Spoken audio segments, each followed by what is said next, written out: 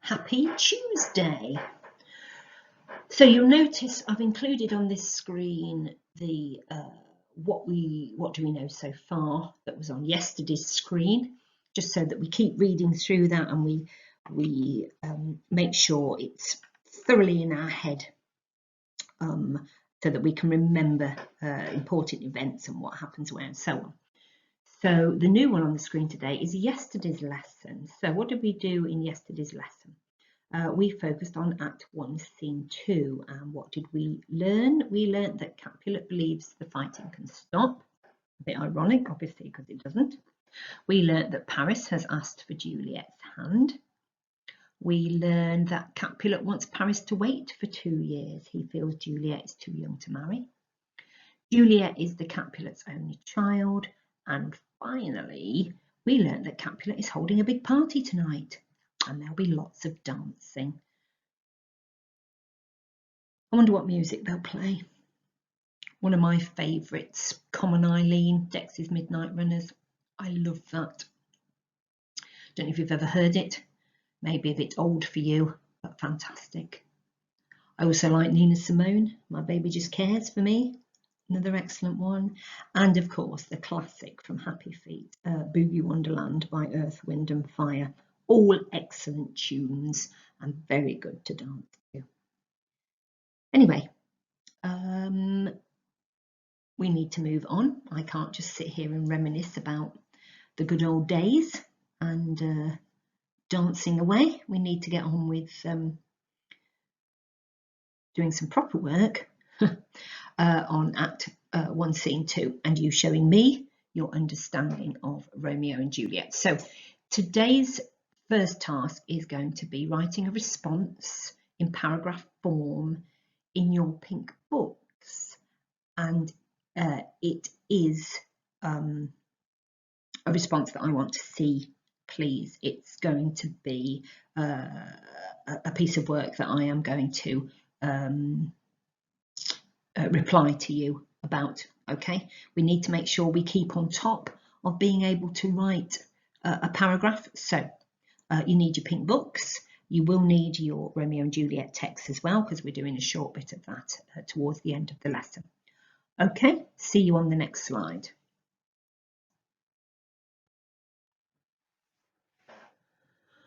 Okay, so in your pink books, I would like you to write today's date, please, and then the title that is on this screen. So, how does Shakespeare present the character of Capulet in Act 1, Scene 2?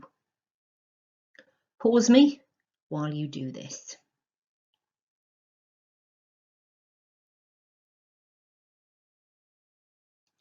Before you write your answer, I want you to go back to your Romeo and Juliet texts that we annotated yesterday, and I want you to read through the notes that you wrote as I talked you through that small bit of text of the conversation between Paris and Capulet.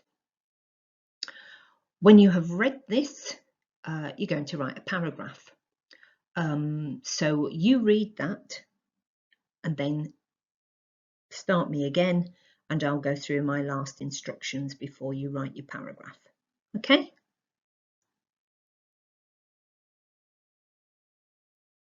Your head should now be full of lots of wonderful knowledge and ideas about the character of Capulet and how Shakespeare presents him in Act 1, Scene 2.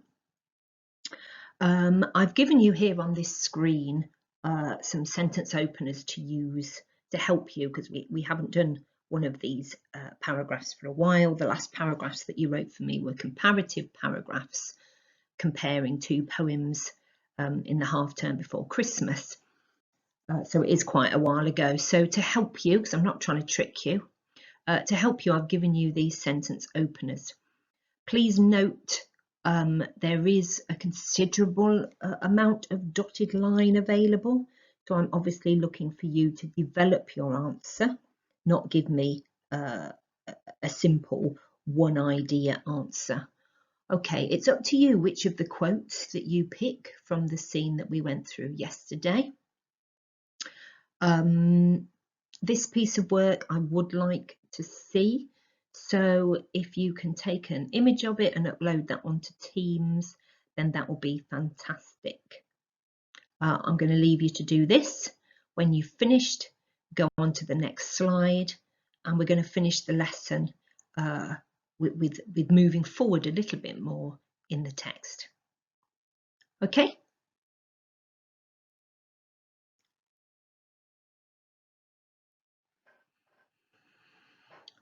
When we read A Christmas Carol, there were bits of the text that we sort of skimmed over.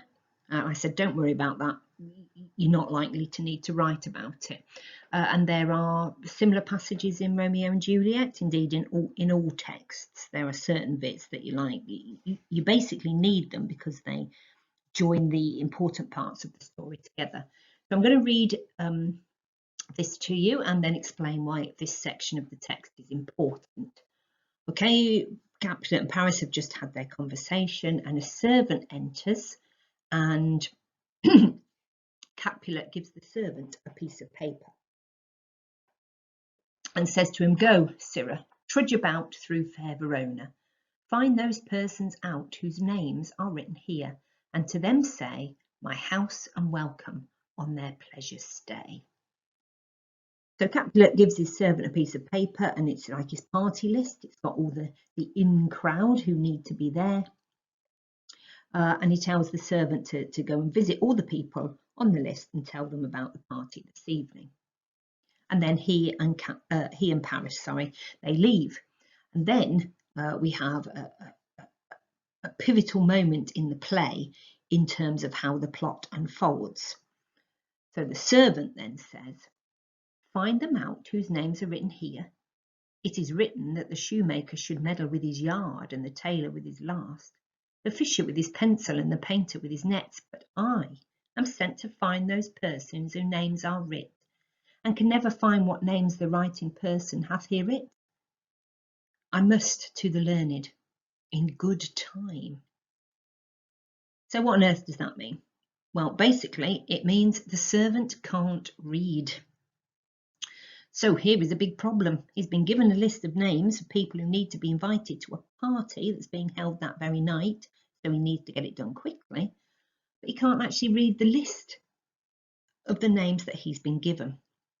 So what he must do is head out and find somebody who is learned, who can read, so that they can tell him the names of the people on the list, and then he can go and invite them. Shall I tell you why that's really important at the minute? No, we'll wait till we get to it in tomorrow's lesson, or the lesson after, I think it will be. So that bit of text, you are unlikely ever to write about any of the words that are given you in this bit of text. But the fact that this list is given to the servant and the servant cannot read, they are important plot elements that you need to know to understand how the play unfolds. Okay, on to the next screen.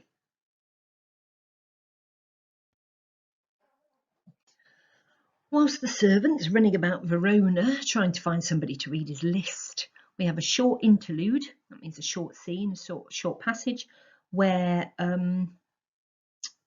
Romeo and Benvolio are having a general chat about things. And again, we don't need to particularly worry about what they're talking about.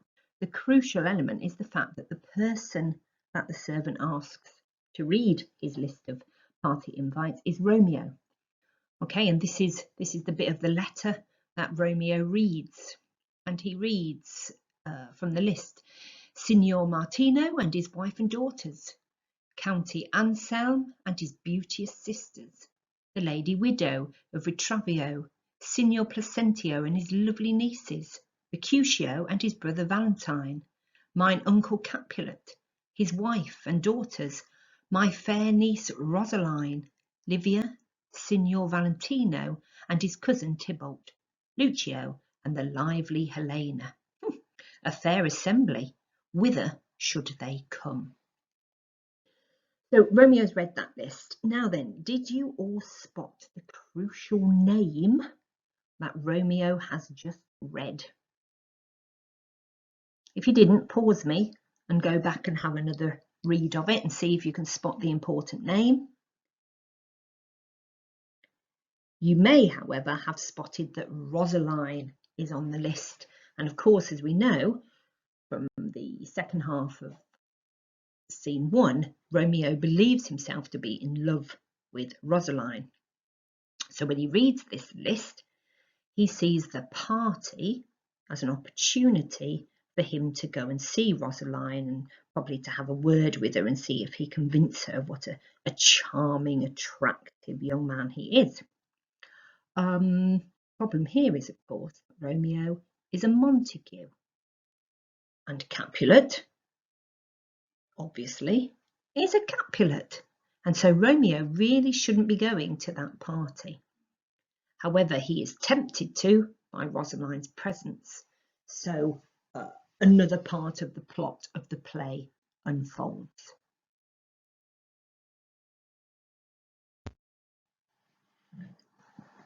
So here we have the final bit of text that we're looking at for today. So well done, folks, we're nearly there. So the servants left. Romeo's found out Rosaline is going to the party, and this is the end of the scene, the conversation that Benvolio and Romeo have. So they decide in their wisdom to go to this party, but Benvolio has a definite, strong reason for taking Romeo to the party, because normally Benvolio is a very sensible young man. Remember, it was Benvolio who tried to stop the fighting at the beginning of Act 1, Scene 1. Let's read through this. Follow it in your text, folks. At this same ancient feast of Capulets sups the fair Rosaline, whom thou so lovest, with all the admired beauties of Verona.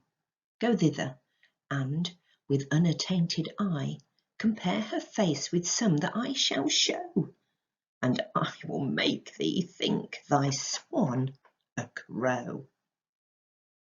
When the devout religion of mine eye maintains such falsehood, then turn fears to fires, and these, who often drown it, could never die. Transparent heretics be burnt for liars. One fairer than my love? The all-seeing sun ne'er saw her match since first the world begun. Tut, you saw her fair, none else being by, herself poised with herself in either eye. But in that crystal scales let there be weighed your lady's love against some other maid, that I will show you shining at this feast, and she shall scant show well that now shows best. I'll go along, no such sight to be shown, but to rejoice in splendour of my own. Okay, so again, we don't need to know every single line. What we need to do is recognise main parts of the plot and the juiciest bits of the text. So the most interesting bits of the text, different examples of subject terminology we could write about, and ideas of Shakespeare's that we can really dissect and investigate and explore. So Benvolio's first speech then, he says, right, well, at the Feast of Capulets, Rosaline is going to be there, and she's going to be there with with a range of other beautiful women, so with a range of other admired beauties. And we're going to go to the party, and when you see Rosaline amongst those other women, line 2 I'm about to discuss here, Benvolio says, I will make thee think thy swan a crow. So what we have here, subject terminology wise, we would term as bird imagery. Nice and easy. And Shakespeare uses it a number of times during the play to write about women. Okay, so here he's saying that up to this point, Romeo has looked upon Rosaline as a swan. So a swan is seen as a beautiful bird. It's very elegant, it's very poised, and very classy.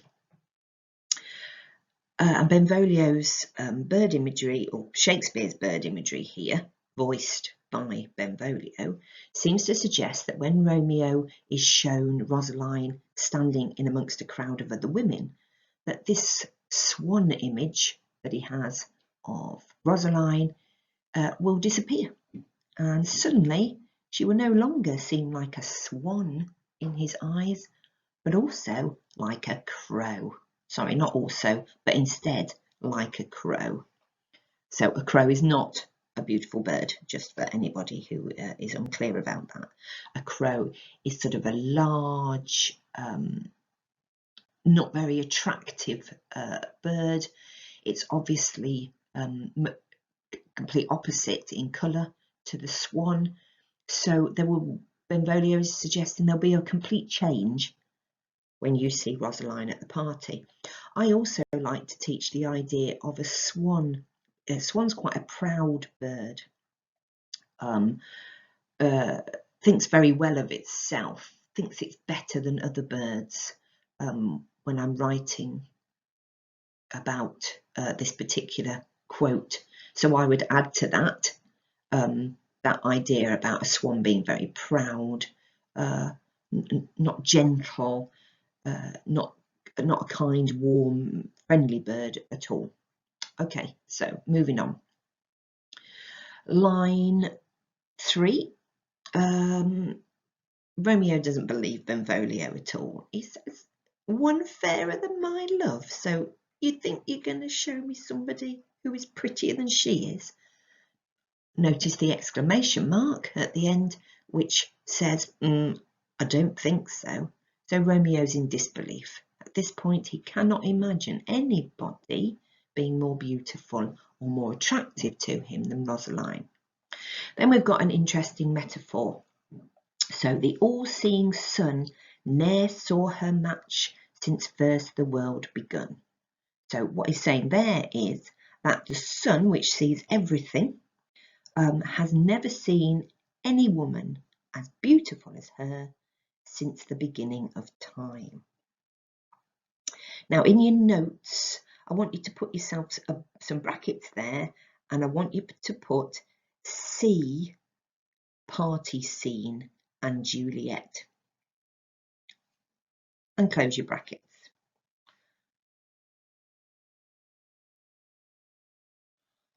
Okay, the reason that we've done that is because when Romeo and Juliet meet, Romeo uses the sun as a metaphor again, and I want you to be able to create that link between how he talks about the two different women. Okay, anyway, back to this sun metaphor. So basically, Romeo uses very exaggerated language here, a very exaggerated metaphor, to make us believe that Rosaline is the most beautiful woman, the most attractive, the best female going since the world began. Wow, imagine having a young man think that about you. Okay, Benvolio's next speech is just saying, yes, that is what's going to happen. We don't need to worry about any particular line in there. And then finally, at the end, Romeo agrees to go along to the party. I'll go along, but not to see other women. So no such sight to be shown. So there is no way you can show me anybody more beautiful than her. But the reason he's going to the party is to rejoice in splendour of my own.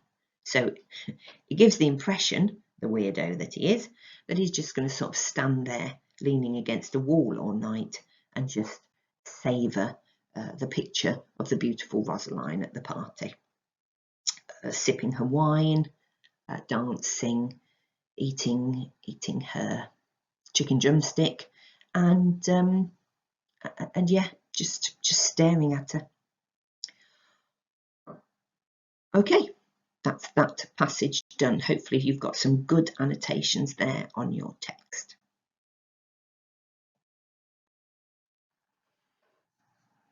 Okay, well done everybody. Hopefully your Romeo and Juliet text is starting to look quite busy. You're getting a feel for the fact that Shakespeare's language isn't as difficult as you thought it was, that you can actually sit there and work out some of what he's writing on his own. Excellent. So if you can get those paragraphs to me about Capulet, so today's Tuesday's lesson, so if I could have those paragraphs straight away, because they're easy to upload onto Teams, but certainly during the day on Wednesday, so that I can get those commented on and back to you. Okay, see you tomorrow.